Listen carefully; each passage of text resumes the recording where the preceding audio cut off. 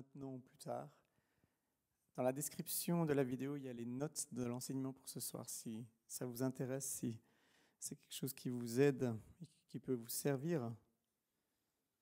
Paul nous parle des Béréens, les habitants de Bérée. Et ils avaient quelque chose de particulier, ces habitants, c'est qu'ils cherchaient les Écritures pour savoir si ce que Paul disait était vrai.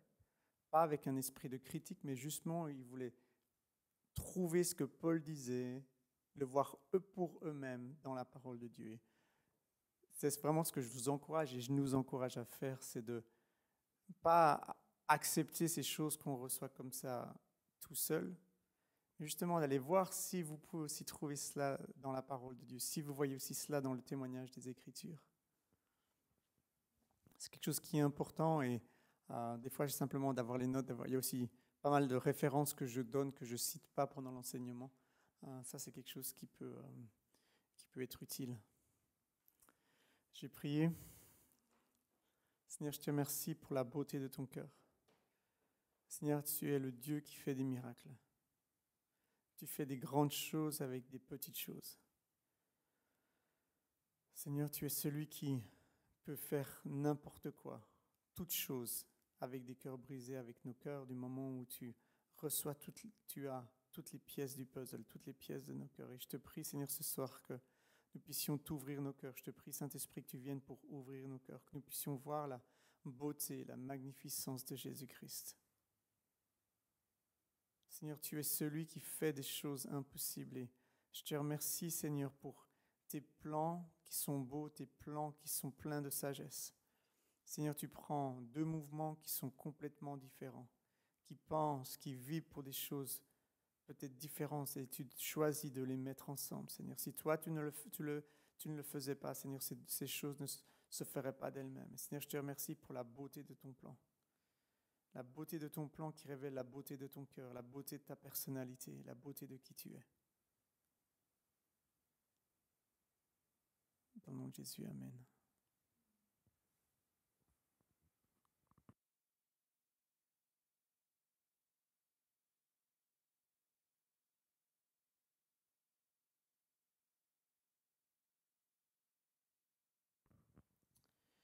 Alors, le thème ou le titre de cet enseignement ce soir, j'ai intitulé « Jusqu'à ce que toutes les nations chantent ». Alors, c'est peut-être quelque chose qui peut paraître un peu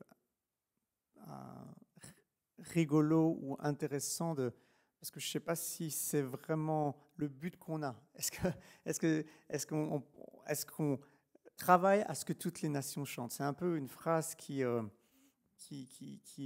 peut-être pas courante. Et elle vient on peut la trouver dans Habakkuk 1:11. Alors elle est paraphrasée, mais c'est le prophète qui va dire: du lever du soleil jusqu'à son coucher, le nom de l'Éternel sera grand, il sera élevé, il sera connu comme grand, et on offrira des parfums, on offrira de l'encens. Donc c'est cette offrande de louange, offrande d'adoration, offrande d'amour qui s'élèvera vers Dieu du lever du coucher jusqu'à son coucher, donc du lever du soleil jusqu'à son coucher, de l'est à l'ouest. Et ce soir, j'aimerais parler de la convergence de deux mouvements. La plus grande convergence de deux mouvements qui étaient complètement différents, c'est Dieu et nous. Je veux dire, c'est Dieu vient nous épouser. S'il y avait deux parties qui seraient tellement séparées, tellement différentes, c'est bien Dieu et les hommes de notre nature pécheresse. Et Dieu vient faire ce miracle de la réconciliation.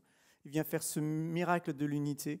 Il nous a donné naissance, vie, parce qu'on lui ressemble. Il nous a créés à sa ressemblance.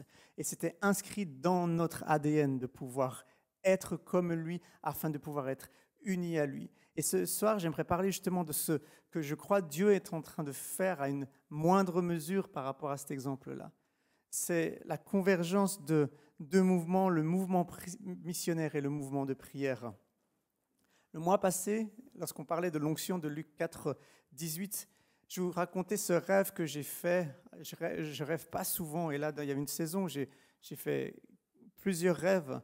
Et dans ce rêve, je me retrouvais sur la base de Jeunesse sans mission à Hawaï, à Kona, et je savais que j'appartenais pas à cet endroit. J'avais un profond sentiment de solitude, d'être perdu. Et à un moment donné, au fait, dans ce rêve où je parle aux responsables qui sont là, et je suis en train de parler avec affection de mon temps à la maison de prière de Kansas City, je leur parle avec affection de Mike Bickle et de mon temps dans les veilles de la nuit. Et à un moment donné, je commence à prophétiser que Dieu va susciter une convergence où on parlera la même chose, on priera la même chose, on se ressemblera. On aura même la même odeur, mais notre mandat restera inchangé. Et à la suite de cette proclamation, il y a eu une manifestation de la gloire de Dieu. Et je ne sais pas exactement complètement qu'est-ce que ce rêve, tout ce que ce rêve veut dire, mais quelques dimanches plus tard, je regardais le culte à la maison de prière de Kansas City et Isaac Bennett, qui est le pasteur principal, disait que prêchait justement sur ce sujet-là. Il disait qu'il a été à Kona, il revenait de Kona, il a rencontré les responsables à la base missionnaire de Jeunesse sans mission, et que là, Dieu lui avait donné un rêve où il avait vu Jésus de face, le charpentier, qui était en train de travailler sur 2 murs. Un mur, c'était Jeunesse sans mission, l'autre mur, c'était la maison de prière. Il y avait encore d'autres murs qui allaient être mis en place, et il travaillait à ce que ces 2 murs puissent bien s'assembler ensemble. Et ces 2 murs, la maison de prière de Kansas City et Jeunesse sans mission, représentaient justement cette convergence de 2 mouvements qui sont différents. Et Dieu dit non, ils sont différents, mais j'ai besoin qu'ils travaillent ensemble. J'ai besoin qu'ils viennent et qu'ils soient assemblés à la perfection pour qu'ils puissent construire la maison que je suis en train de construire. Je ne sais pas si vous vous rappelez ceux d'ici de la maison de prière. L'année passée, on s'est joint à ce jeûne Jesus Fast de Lou Engle. Et pendant ces 40 jours de jeûne où on a prié presque chaque soir, à un moment donné, quelque chose s'est passé au milieu de nous. On n'en a pas parlé, on n'a pas enseigné, on ne s'est pas concerté. Mais nos cœurs se sont ouverts à la réalité des nations. J'ai trouvé ça vraiment intéressant. Il y a une soirée, je me rappelle précisément, on n'a prié que pour les nations, alors qu'avant, on priait peut-être de temps en temps pour les nations, on priait beaucoup pour la région, pour ici. Et quelque chose s'est passé dans nos cœurs. Et je crois que là, on a touché quelque chose du cœur de Dieu. Ce n'était pas nous qui l'avons décidé. Mais depuis ce moment-là, nos cœurs se sont ouverts pour porter les nations dans la prière. Et je crois que là, ça a vraiment marqué un tournant dans l'intercession qui sort de cette maison de prière ici. Et ce soir, j'aimerais un tout petit peu nous replacer dans le contexte de Dieu, l'histoire de l'humanité, dans le contexte à quoi est-ce qu'on sert, à quoi est-ce qu'on tend. Et après, j'aimerais voir les passages qui prophétisent dans la parole de Dieu la restauration ou la construction de ce mouvement de prière qu'on voit se lever depuis plusieurs décennies. Et après, j'aimerais faire le parallèle avec ce mouvement missionnaire que Dieu a levé depuis pas mal de temps et voir comment ces deux sont en train de se réunir d'une manière souveraine. Dans le livre d'Éphésiens, on voit à 3 reprises, dans le premier chapitre, que Paul déclare la raison de notre élection, de notre adoption, de notre prédestination et de notre rédemption. Il dit, le but ultime poursuivi par Dieu pour nous les racheter, c'est que nous puissions célébrer la gloire de sa grâce. Paul déclare ouvertement que la raison suprême et ultime de notre vie est d'adorer Dieu et de lui donner toute la gloire qui lui est due. Éphésiens 1, verset 6, pour célébrer la gloire de sa grâce qu'il nous a accordée en son bien-aimé. Au verset 12, afin que nous servions à célébrer sa gloire, nous qui d'avance avons espéré en Christ. Verset 14, en vue de la rédemption de ceux que Dieu s'est acquis pour célébrer sa gloire. Et le verset 1 du psaume 147, je l'aime beaucoup, c'est dans la version Darby. Il dit ceci, « Louez Yah, car c'est une bonne chose. Chantez les louanges de notre Dieu, car c'est une chose agréable. » La louange est bienséante. La seule réponse adéquate, bienséance à la gloire de Dieu, c'est l'adoration de nos cœurs. Celui qui possède le plus, la plus grande passion de voir Dieu glorifié, c'est Dieu lui-même. Le but ultime de Dieu est de démontrer la gloire de son nom. Si Dieu est juste, il va estimer sa gloire de la bonne manière, à sa juste valeur, qui est inestimable. c'est-à-dire que la grandeur incalculable de sa gloire, le but ultime de Dieu est de glorifier Dieu pour toujours. Si on regarde dans les Écritures, maintes fois, on voit que Dieu agit pas pour le bien de son peuple. Ce n'est pas la motivation qui est là présente dans ses actions, mais il nous est dit que Dieu le fait pour la gloire de son nom, par amour pour son nom. Comme par exemple dans 2 Rois 19, où il dit « Je protégerai cette ville pour la sauver à cause de moi et à cause de David, mon serviteur. » Ézéchiel 36, « Ce n'est pas à cause de vous que j'agis de la sorte, maison d'Israël, c'est à cause de mon nom qui est grand, que vous avez profané parmi les nations où vous vous êtes rendus, je sanctifierai mon nom. » Ce qu'il est en train de dire, c'est que Dieu n'est pas en train de créer une nouvelle histoire en nous sauvant. Dieu n'est pas en train de nous mettre au centre d'une nouvelle histoire. C'est ce que Dieu fait dans nos vies à la conversion, lorsqu'il nous sauve, lorsqu'on le rencontre, c'est quelque chose d'extraordinaire. Et pour nous, ça devient le centre de notre histoire, tellement que c'est beau, tellement que c'est grand, tellement qu'on est reconnaissant. Mais il n'y a qu'un pas il n'y a qu'un pas pour arriver jusqu'au fait où on se met au centre. Alors que le salut, c'est Dieu qui vient nous prendre et il vient nous greffer sur son histoire. C'est son histoire, ce n'est pas notre histoire, c'est lui qui est le centre, ce n'est pas nous qui sommes le centre. Et si Dieu nous a créés pour sa gloire, que nous avons été sauvés pour le glorifier et que Dieu est celui qui a le plus de passion pour la gloire de son nom, nous pouvons avec assurance déclarer que Dieu est suprême, il est ultime, c'est lui le centre de tout. Et si Dieu est le centre, nous ne le sommes pas. Et comme je disais avant, si Dieu est le centre et que Dieu est suprême et que la seule réponse bienséante à la beauté transcendante de sa gloire, c'est l'adoration d'un cœur qui est fasciné par lui, alors de combien d'adoration quantitativement est-il digne ? Souvent on dit que ce n'est pas la quantité d'adoration qui est importante, c'est la qualité. Dieu cherche bien sûr la qualité, il cherche la sincérité, il cherche que notre adoration monte d'un cœur qui est sincère. Mais si l'adoration est rare, qu'est-ce que cela dit de la valeur de celui qui reçoit l'adoration ? Et on est en Suisse, on a des choses précieuses et on aime bien garder nos choses précieuses. Si je pense aux banques, par exemple, on a beaucoup de richesses, on a beaucoup d'or. Et parce que ce sont des choses que nous considérons précieuses, on va les garder 24 heures sur 24. Il y a quelques années, on était la risée des nations lorsque on s'est rendu compte que notre police du ciel, aérienne du ciel, ne travaillait que durant les heures de bureau et qu'après 17 heures, on n'avait plus de protection aérienne. Et les nations ont rigolé parce que se dire, mais comment ça se fait que vous protégez votre territoire juste pendant les heures de bureau ? Est-ce que votre territoire n'est pas plus important que cela ? Alors, on n'a pas beaucoup apprécié la rigolade et on s'est mis en route pour avoir une protection aérienne 24 heures sur 24.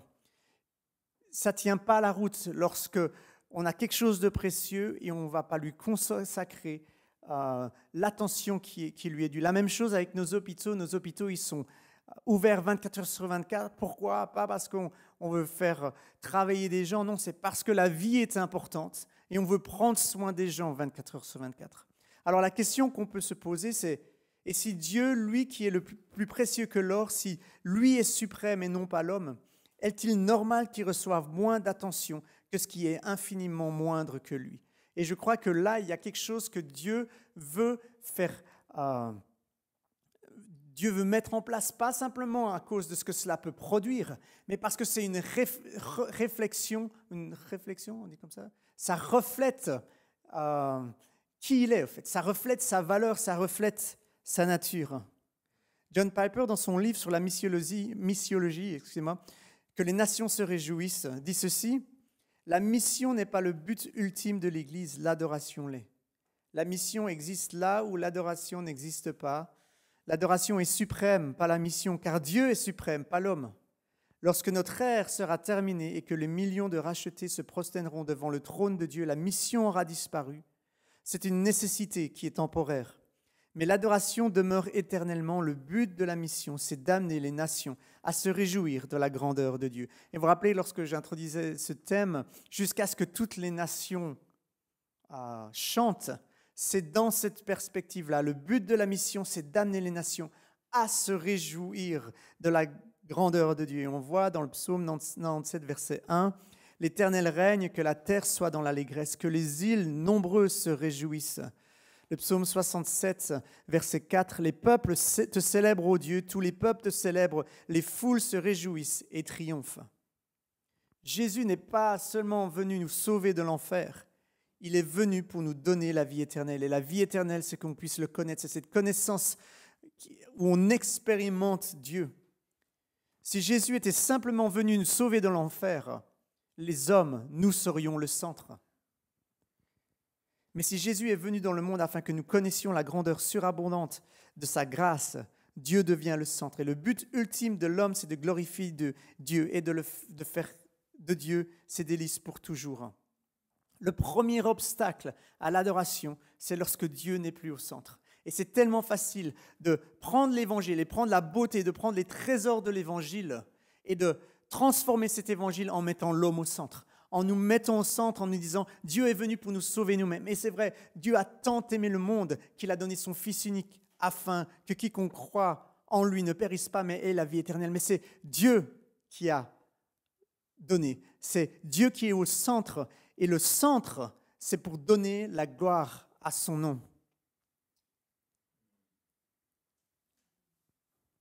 En établissant le fait que Dieu veut que les nations arrivent à la connaissance de lui, soient fascinées par sa beauté et qu'un chant jaillisse de leur cœur, comme David le dit dans le psaume 45, ou le psalmiste le dit dans le psaume 45, « Mon cœur bouillonne de belles paroles, ainsi mes œuvres sont pour le roi. » On peut se poser la question, mais comment est-ce que Dieu va arriver à faire cela?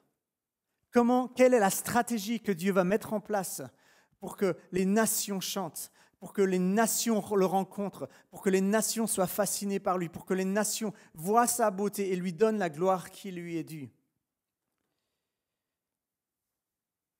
Lorsqu'on regarde à ce que David a mis en place dans 1 Chronique 16, lorsqu'il a ramené l'Arche de l'Alliance à Jérusalem et qu'il a placé des chantres et des musiciens devant l'Arche de l'Alliance, devant la présence manifeste de Dieu pour qu'ils chantent jour et nuit, on voit que ce qu'il a commencé ne s'est pas arrêté à sa mort. Car ce n'était simplement pas son idée. Ce n'était pas son idée, ce n'était pas simplement son désir, mais le prophète, je crois que c'est le prophète Nathan, nous dit que dans 2 Chroniques 30, quelque chose, je crois que c'est 2 Chroniques 35 peut-être, nous dit au fait que ce n'était pas l'idée de David, mais que ceci avait été commandé par Dieu, ça avait été ordonné par Dieu. Et l'adoration davidique, ce que David a mis en place, c'est perpétué dans chaque génération qui revenait à Dieu. Si vous regardez dans le livre des Chroniques, chaque roi qui revenait à Dieu mettait en place, et ils remirent en place l'adoration que David avait établie. Et par la suite, Dieu a toujours laissé un signe, Dieu a toujours laissé un groupe de personnes dans un endroit précis géographiquement qui allait perpétuer cela, qui allait pratiquer cette adoration davidique. Et, tout au long de l'histoire, on voit Bangor en Irlande, on voit Saint-Maurice ici, à l'abbaye qui se trouve à quelques kilomètres d'ici, on voit Cluny en France. Et au travers de l'histoire de l'humanité, Dieu a suscité ces mouvements qui allaient déclarer quelque chose prophétiquement à la génération qui verrait son retour. Un des fondements du trône de David, c'était l'adoration d'intercession. Ce fondement a grandement influencé son règne. C'est ce fondement qui lui a donné du succès. Il gagnait les batailles dans le ciel et ensuite, il gagnait les batailles sur la terre. Jésus a reçu la promesse qu'il allait s'asseoir sur ce trône. Et en s'asseyant sur ce trône, Jésus va utiliser le même fondement. Il y a ce verset qui est incroyable. Dans le psaume 2, verset 8, Jésus est assis, il est loin pour s'asseoir sur le trône à Jérusalem. On dit, il a tout reçu. Et pourtant, le père va dire à son fils, demande-moi et tu recevras les nations en héritage. Ce n'est pas quelque chose qui lui est dû. Même le jour où il est mort sur la croix, le jour où il a payé, et Ésaïe va nous dire qu'il recevra en héritage beaucoup de gens, qu'est-ce qui se passe? Pour recevoir son héritage, il a besoin de demander. C'est comme incroyable. Le Fils de Dieu ne reçoit pas son héritage sans l'intercession, sans parler avec le Père pour lui demander de recevoir. Et ça, c'est exactement le fondement sur lequel David avait fondé son royaume. Et Jésus, lorsqu'il reçoit le trône de David, il va opérer dans le même fondement que David. Je vous laisserai lire les références qui parlent de ça. Les sacrifices se sont arrêtés à la destruction du temple et seule l'adoration d'intercession davidique a continué et s'est perpétuée jusqu'à nos jours. David est un précurseur ayant introduit une nouvelle dimension de la relation à Dieu qui verrait pleinement son accomplissement dans la nouvelle alliance. C'est un peu comme si David, ce qu'il a fait, il a vu au-delà du voile et il s'est dit ce que je vois là, je veux pouvoir l'établir sur la terre. Et en établissant sur la terre, c'était un acte prophétique qu'il faisait, de cette relation qu'on aurait de liberté lorsque le voile serait déchiré et lorsque l'accès au Père serait ouvert en Jésus-Christ. David fait cela dans l'Ancienne Alliance. Et ensuite, on voit que Jacques, au Concile de Jérusalem, vous vous rappelez le Concile de Jérusalem, acte 15, il y a une dispute, les Juifs veulent imposer certaines choses qui leur appartiennent à cause de la loi sur les non-Juifs. Et dans ce contexte-là, Jacques va prophétiser la restauration de la tente de David dont l'intercession d'adoration communautaire faisait partie. Il cite cette prophétie d'Amos où il dit ceci: « Après cela, je reviendrai, je relèverai la tente de David qui était tombée, j'en relèverai les ruines et je la redresserai. » Donc ça, c'est ce qu'il dit dans Acte 15, 16. Et il cite Amos 9, 11. « En ce jour-là, je relèverai la cabane chancelante de David, j'en réparerai les brèches, je relèverai les ruines et je la rebâtirai comme elle était autrefois. » Dieu a un plan bienveillant qui lui est cher, lui qui brûle d'un amour dévorant pour nous, d'habiter au milieu de son peuple. Et alors que le monde se dirige encore plus vers le jour de son retour, il est en train de susciter à nouveau ses valeurs. En 1999, lorsque j'ai commencé à marcher activement sur ce chemin de la prière, je n'avais jamais entendu parler de maison de prière. Je ne sais pas quand est-ce que vous avez entendu parler pour la première fois de maison de prière, quelle année. Mais il y a un sondage qui a été fait aux États-Unis dans les années 85. Je crois qu'il y avait seulement 25 ministères de prière 24 heures sur 24, ou même pas 24 heures sur 24 dans le monde. Et maintenant, on est à plusieurs centaines. Il y a quelque chose qui se passe, qui ne s'est jamais passé dans toute l'histoire de l'humanité, où Dieu est en train de susciter la prière comme jamais.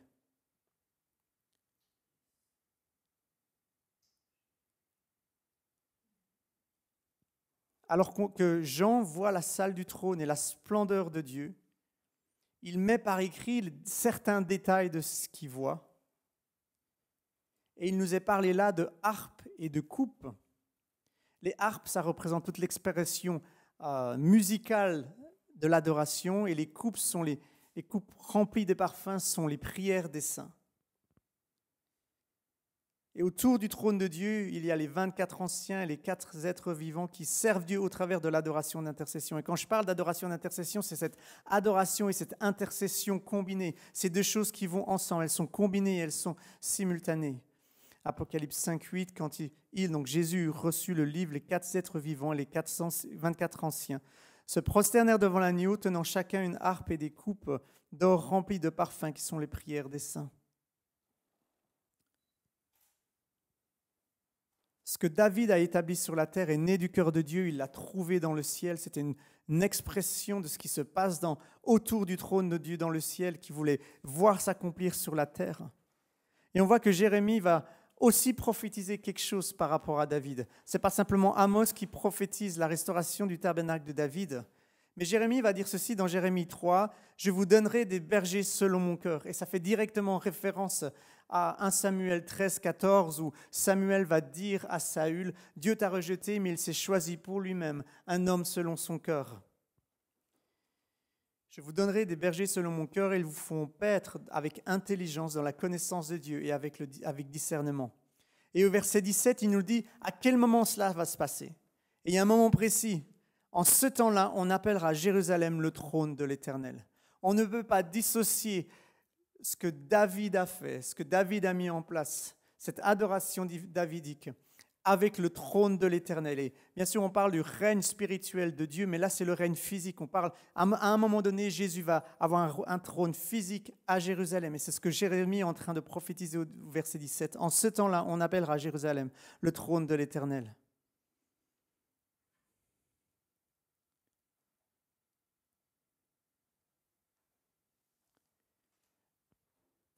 L'adoration d'intercession davidique communautaire est missionnaire en son cœur.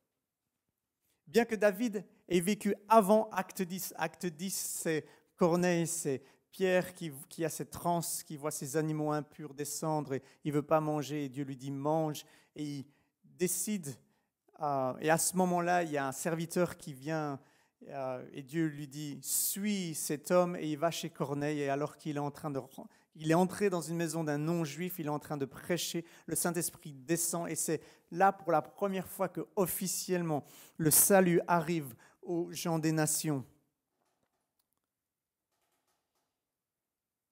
Mais David avait déjà vu cela. David avait déjà prophétisé que Dieu allait envoyer son esprit pas simplement sur les Juifs, mais aussi sur les gens des nations, parce qu'il n'aimait pas simplement les Juifs, mais il avait aussi décidé d'élire, de choisir les gens des nations. Et on voit cela dans 1 Samuel 5, David va conquérir Jérusalem, il va ramener la présence de Dieu au centre de Jérusalem, c'est le centre de son royaume, c'est le centre de sa royauté, c'est le centre de sa vie, la présence de Dieu. Et là, il y dresse une tente où il va placer l'arche de l'Alliance. Devant cette présence, il établit des lévites, des chantres et des musiciens qui vont avoir comme mandat de le louer, d'intercéder avec leurs instruments de musique, jour et nuit. Et à ce moment-là, il leur donne un chant à chanter. Je ne sais pas si on peut se replacer dans le contexte. C'est quelque chose qui ne s'est jamais fait. Pour nous, les soirées de louange, les tabernacles de louange, c'est quelque chose qu'on connaît. Mais à ce moment-là, ceux qui connaissaient, c'était les sacrifices. C'était ça leur adoration principale. Bien sûr, il y avait le cantique de Moïse, il y avait le cantique de Myriam, il y avait déjà eu des chants, mais ça n'avait jamais quelque chose qui avait été établi. Et David il nous est dit dans la parole qu'il a dû créer des instruments. Il n'y avait pas les instruments, il a dû les inventer, après il a dû enseigner à ces gens de jouer cette musique, et puis il leur a aussi enseigné à des chants à chanter. Et j'aimerais qu'on regarde avec cette vision missionnaire, ce premier chant qu'on trouve dans 1 Chronique 16, qui est une trilogie de psaumes qu'on retrouve dans les psaumes. Au verset 8, « Célébrez l'Éternel, invoquez son nom, faites connaître parmi les peuples ses hauts faits. » Verset 23, « Chantez à l'Éternel toute la terre, annoncez de jour en jour la bonne nouvelle de son salut. » J'aimerais juste qu'on s'imagine à ce moment-là, le peuple de Dieu, c'était Israël. L'alliance, elle avait été faite avec Israël. C'était avant la venue de Jésus. C'était avant Acte 10. C'était Israël. Et pourtant, ce chant est rempli d'allusions aux nations. Annoncer de jour en jour la bonne nouvelle de son salut, au verset 24. Raconter parmi les nations sa gloire, parmi les peuples ses merveilles. Verset 28. Famille des peuples, rendez à l'Éternel gloire et puissance. Au verset 31, que l'on dise parmi les nations, l'Éternel règne. Ça, c'est le premier chant qu'ils ont chanté. Déjà, c'était quelque chose de complètement nouveau. Et je me demande si ces pauvres chantes ont compris ce qu'ils chantaient. Je me dis, mais qu'est-ce qui arrive à David? Déjà, ce qu'on fait là, on est un tout petit peu désécurisé parce qu'on doit regarder une arche qui a tué certains de nos compatriotes lorsqu'elle est revenue de chez les Philistins. On se rappelle encore, je crois que c'était Uza qui a touché l'arche et il est tombé mort. Et là, David nous dit, non, on va improviser, on va faire quelque chose de nouveau. La dernière fois, ça ne s'est pas bien passé quand tu as improvisé, David. Et maintenant, tu nous demandes de passer tout notre temps à regarder cette arche. Et en plus, on ne comprend rien de ce que tu demandes de chanter. C'est quoi ces nations? J'ai cru qu'il n'y avait qu'une nation. J'ai cru que c'était nous qui étions choisis. Et maintenant, tu nous appelles à ce que les nations chantent. C'était complètement hors contexte. Bien sûr, maintenant, on a la nouvelle alliance. On comprend ce que David est en train de dire. C'était au centre même de ce premier chant, au centre de cette révolution que David était en train d'opérer, il y avait le salut des nations.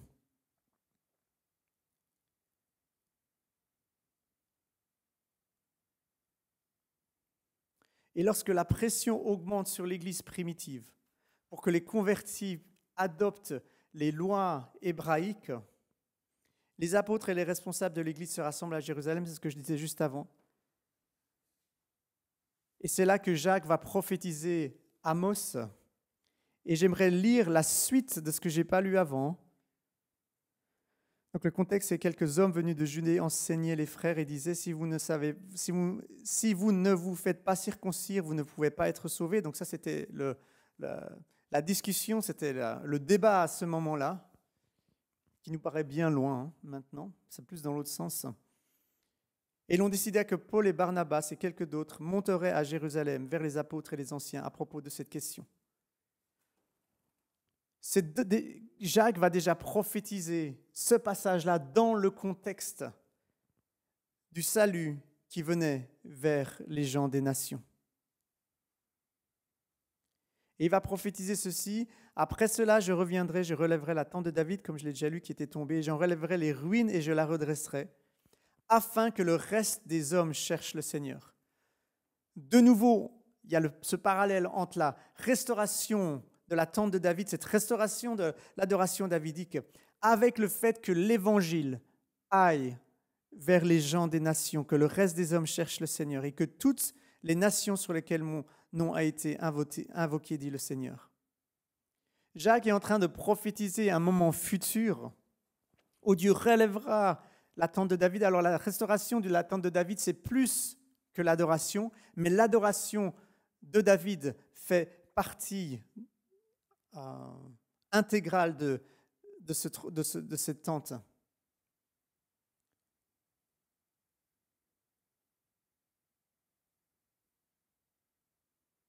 Jésus, dans Matthieu 24, nous dit que lorsque l'évangile du royaume sera prêché dans toutes les nations, alors la fin viendra. Et Jacques, dans Acte 15, nous dit que pour que toutes les nations cherchent le Seigneur, Dieu, à un moment donné, va restaurer cette tente qui est tombée. Et cette tente représentait l'adoration d'intercession 24 heures sur 24, communautaire, musicale et transgénérationnelle, où des musiciens, des chantres et des intercesseurs formés, soutenus et financés en étaient le moteur et la présence de Dieu en était le centre.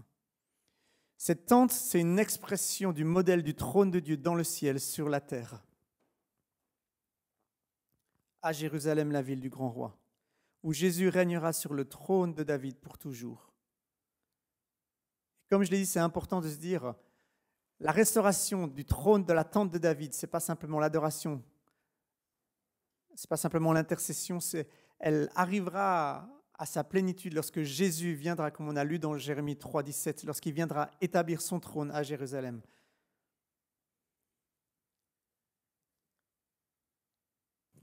Alors, désolé pour la deuxième interruption.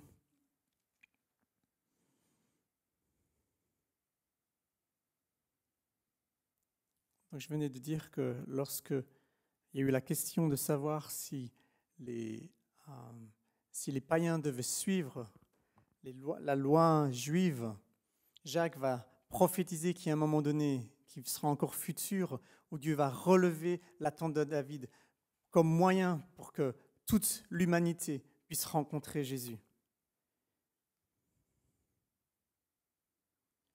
David a vu ce que les anges faisaient et vivaient dans le ciel et il a essayé de le retranscrire sur la terre.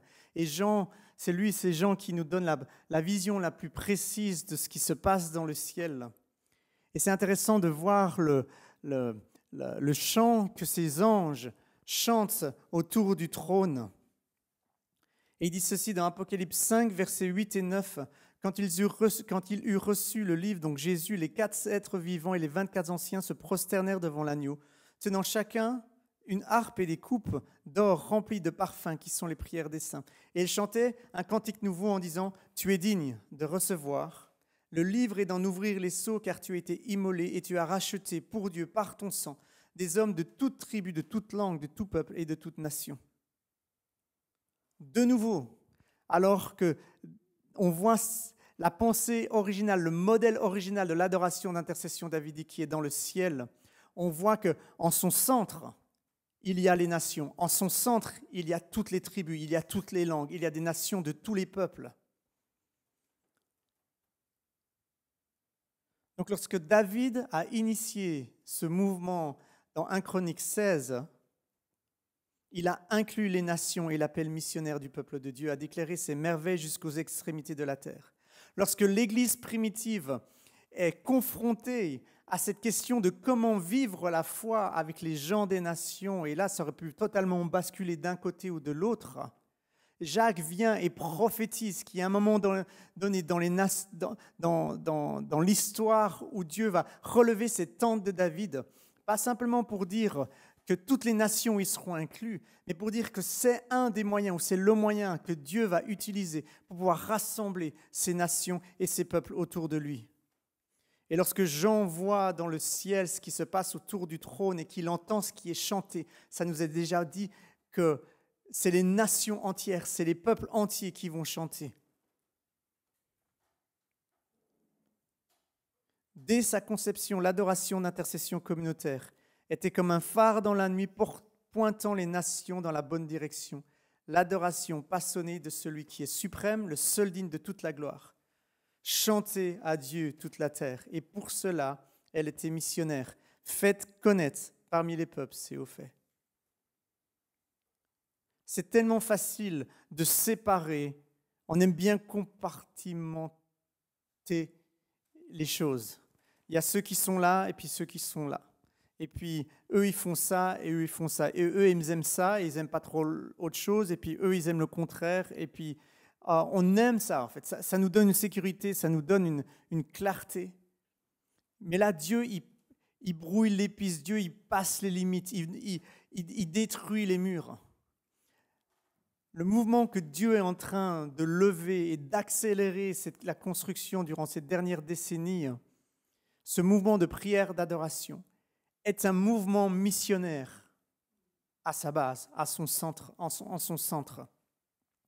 Et j'aimerais terminer en donnant un tout petit aperçu de ce que Dieu fait dans le monde à ce propos. Je n'ai pas la prétention de tout connaître, loin de là. J'aimerais juste donner quelques pistes pour qu'on voit que ce n'est pas quelque chose que Dieu fait à la périphérie de son corps, mais quelque chose qui est important, qui n'est pas marginal. Je crois qu'il y a trois des plus grands mouvements missionnaires de notre époque sont Campus pour Christ, fondé par Bill Bright, Jeunesse en mission, fondé par Lauren Cunningham, et Christ de maison en maison, qui est dirigé actuellement par Dick Eastman. En 2002, Bill Bright, donc responsable de Campus pour Christ, disait ceci concernant l'accomplissement du grand mandat de Matthieu 28, faites de toutes les nations des disciples. Nous ne pourrons pas terminer la tâche missionnaire sans une prière fervente. En septembre 2016, Jeunesse en mission organisait le plus grand rassemblement d'équipiers de leur histoire.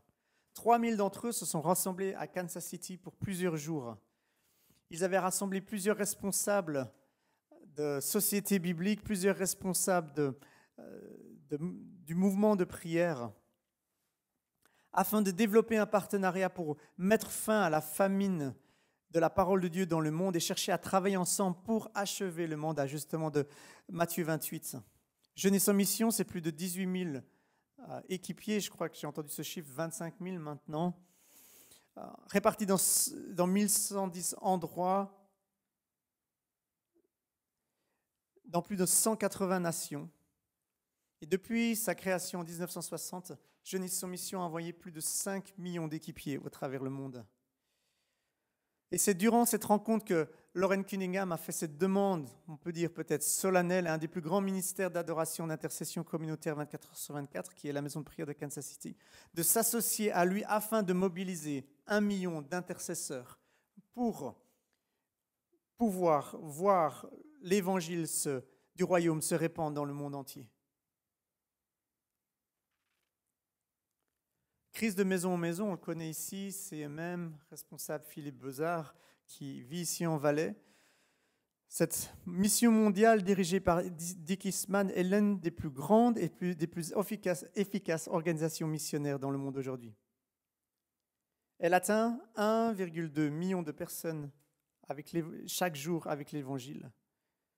C'est 80 groupes bibliques de maisons par jour qui sont implantés. Depuis 1946, le jour de sa fondation, le moment de sa fondation, CMM a distribué plus de 3,7 milliards d'évangiles et a personnellement visité plus de 1,8 milliard de maisons.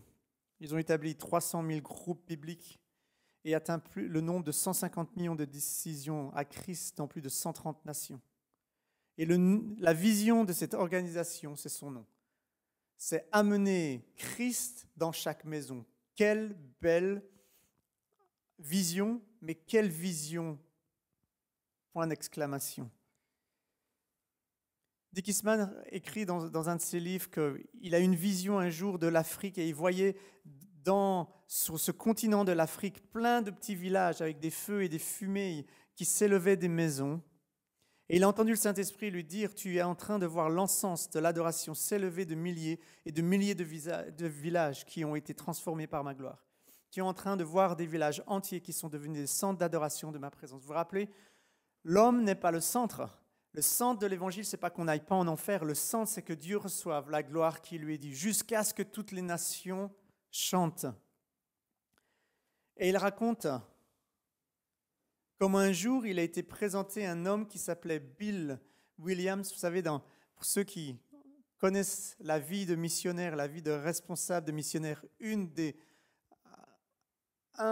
tâches, c'est d'aller lever des fonds, c'est d'aller toquer aux portes et dire « Seigneur, on a besoin de fonds pour continuer, d'argent, de finances, pour continuer à prêcher l'Évangile. » Et là, il était dans un de ces voyages-là où il allait rencontrer un homme qui pouvait devenir un soutien financier, un partenaire potentiel. Et il arrivait chez cet homme le soir et le lendemain, il devait avoir du temps justement pour qu'il lui partage la vision et qu'il voit si dans son cœur, il y avait le désir de soutenir cette organisation missionnaire.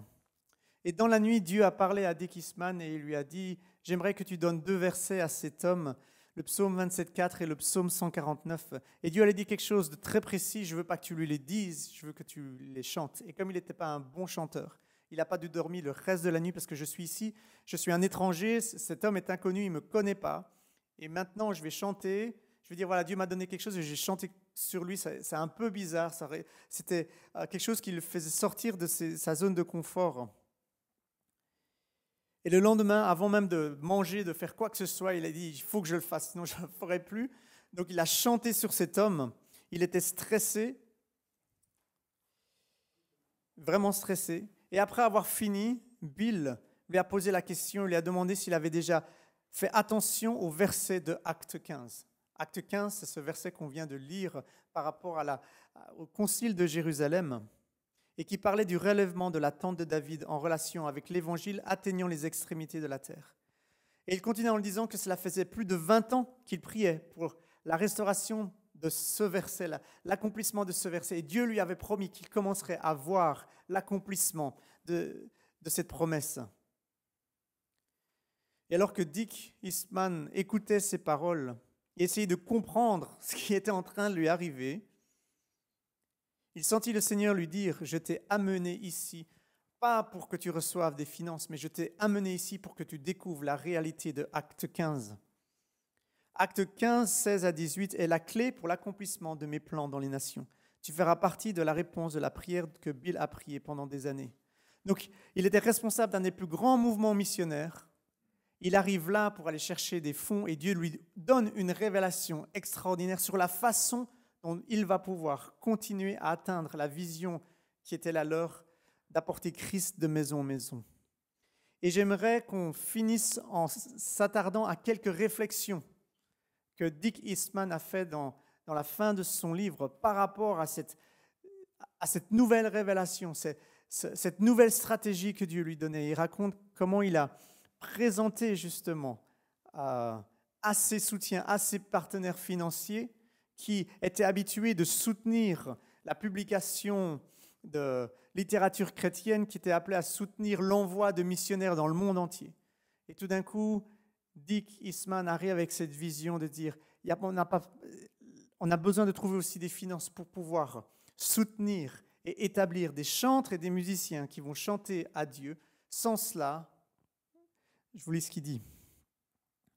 Citation, donc c'est dans son livre Intercessory Worship, qui est malheureusement pas traduit encore en français. Il dit ceci: une chose est certaine, transformer les peuples et des nations au travers d'une révélation de Jésus-Christ en les atteignant par l'évangile individuellement et là où ils sont, requerra un miracle. Ça, c'est leur vision, c'est que chaque foyer puisse entendre et rencontrer Jésus. Bien sûr, il n'y a que Dieu qui fait de vrais miracles. C'est pourquoi nous devons inclure le Dieu des miracles dans nos plans et nos stratégies si nous voulons accomplir notre objectif. L'adoration d'intercession, donc on trouve dans Apocalypse 5, 8 à 10, est le seul moyen que je peux concevoir qui aidera le corps de Christ à atteindre ce but. Oui, nous devons continuer à aller, mais si nous allons sans puissance, nous reviendrons sans fruit. Vous vous rappelez quand je disais qu'on aime bien compartimenter, merci, les choses. Et là, ce n'est pas un directeur de louange qui est en train de dire ça. C'est un missionnaire qui est à la tête d'une des plus grandes organisations missionnaires et leur but, c'est de vraiment amener l'évangile dans chaque nation et ils ont vraiment mis une stratégie en place pour que cela se passe. C'est un missionnaire qui parle. Est-il possible que cette rivière grandissante de l'adoration d'intercession, le modèle harpe et coupe inspiré d'Apocalypse 5, 8, 10, conduira à ce que certains appellent le dernier grand réveil qui amènera à l'accomplissement du grand mandat? La seule chose que je vois qui pourrait créer un climat pour un tel impact est l'essor de l'adoration d'intercession.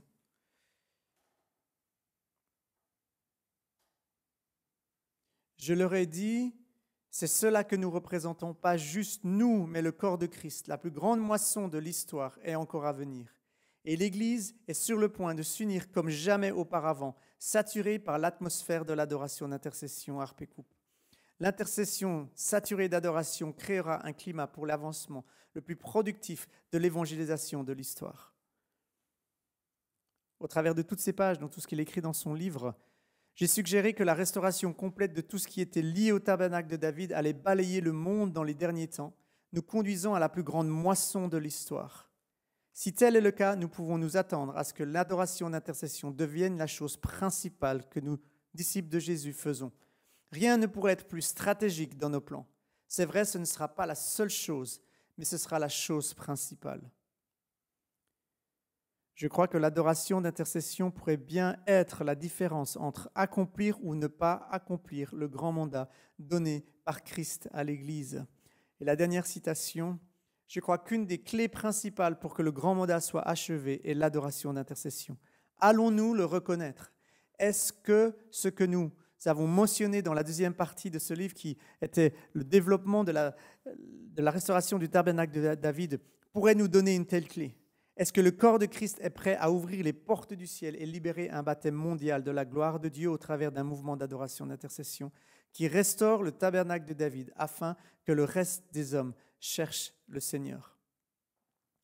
En parlant de ceci avec vous ce soir, mon but était premièrement de s'adresser à nous, de nous donner une compréhension de qu'est-ce que Dieu est en train de faire. Des fois, c'est tellement facile de mépriser ce qu'on fait. On est dans une petite salle ici, on n'est pas beaucoup, et de se dire, voilà, c'est petit. On a beaucoup parlé sur le fait qu'on voulait avoir un cœur vibrant pour Dieu. On a beaucoup parlé du premier commandement, du grand commandement qui est d'aimer Dieu de tout son cœur.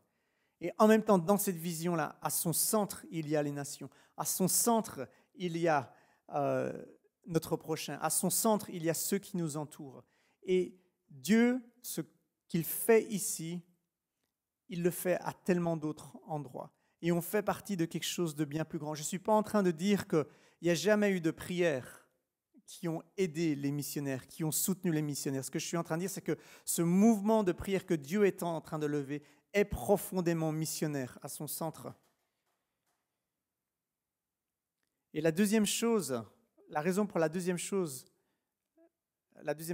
raison, c'est de se dire, Seigneur, avec quel missionnaire, avec quelle organisation missionnaire, je ne parle pas d'un niveau organisationnel, mais quelle relation est-ce que tu veux donner à cette maison de prière ici? Comment est-ce que tu veux, à qui est-ce que tu veux nous joindre? Vous vous rappelez cette vision, ce rêve que ce jeune a reçu où il voyait Jésus, le charpentier, mettre deux murs ensemble et ils n'allaient pas tout à fait ensemble, ils devaient les ajuster. C'était l'assemblage devant encore être fait. Quel est l'assemblage que Dieu veut nous faire vivre pour qu'on rentre vraiment dans cette destinée qui est la nôtre, d'être missionnaire à notre centre? Et puis la troisième chose, c'est de un tout petit peu prendre cette citation et cette réflexion de Dick Eastman, de se dire, cet homme, sa vision, il a donné sa vie entière pour la mission. Et il est convaincu que sans l'adoration d'intercession, on n'y arrivera pas. Je ne suis pas en train de vous dire qu'il faut croire ce que cet homme a dit, mais que ça puisse faire partie de notre dialogue et se dire, Seigneur, si ce qu'il dit et ce que tu dis, surtout dans Acte 15 et Amos 9, et ce que David a fait, ce que Jésus va faire, dans le sens qu'il intercède et il demande son héritage et qu'il agit au travers de l'intercession, si cela est vraiment vrai, qu'est-ce que cela a comme implication dans ma vie? Comment est-ce que ça m'encourage de faire ce que je fais? Lorsque je viens le lundi matin ou le lundi soir, le jeudi soir, le vendredi matin ou les samedis où je suis chez moi et j'ai ces temps d'intercession, comment est-ce que cela peut motiver mon cœur? Comment est-ce que cela peut dire non, en fait, ce que je fais est important parce que ça fait partie d'un plan qui est beaucoup plus grand. Et puis la dernière chose, c'est comment est-ce que cela va changer la façon dont j'explique, je parle, je partage ce fardeau, cet appel que j'ai sur ma vie au reste de l'Église. Parce que dans Ésaïe 56, Dieu dit « Ma maison sera appelée une maison de prière ». Ce n'est pas « Ma maison est là et puis il y a les maisons de prière ». C'est « Ma maison sera appelée une maison de prière ». Comment est-ce qu'on peut faciliter l'Église à entrer dans cette réalité? Ça, c'est la dernière chose comme application que je verrai. Et j'aimerais finir en priant. Seigneur, je te remercie que tu es ce Dieu qui est profondément pour nous et en même temps, tu es profondément pour toi. Tu es celui qui t'aime le plus. Tu es celui qui est le plus jaloux de ta gloire. Tu es celui qui aime le plus ta gloire parce que tu mets de la valeur dans ce qui a le plus de valeur et tu es suprême, tu es ultime et tu fais les choses pour la gloire de ton nom, tu fais les choses par amour pour ton nom. Et Seigneur, la seule réponse qui est bienséante à la transcendance de ta beauté, c'est l'adoration de cœurs qui sont fascinés. Ça, c'est là où l'histoire de l'humanité va. Seigneur, ce n'est pas simplement des gens qui sont sauvés de l'enfer que tu veux, c'est des gens qui te donnent la gloire qui t'est due, les gens qui te donnent l'adoration qui t'est due. Et Seigneur, tu le fais au travers de l'adoration. Tu le fais au travers de la prière. Et Seigneur, je te demande que tu augmentes la révélation de l'importance de l'intercession dans nos cœurs. Si toi, Jésus, qui es 100% Dieu, tu recevras ton héritage seulement si tu demandes au Père, à combien plus forte raison nous, Seigneur, qui sommes appelés à te suivre, Seigneur, nous verrons l'accomplissement de Matthieu 24, l'évangile du royaume prêché à toutes les nations, si nous marchons dans tes traces, si nous faisons ce que tu fais. Seigneur, tu nous as donné des monuments dans l'histoire. Tu nous as donné David.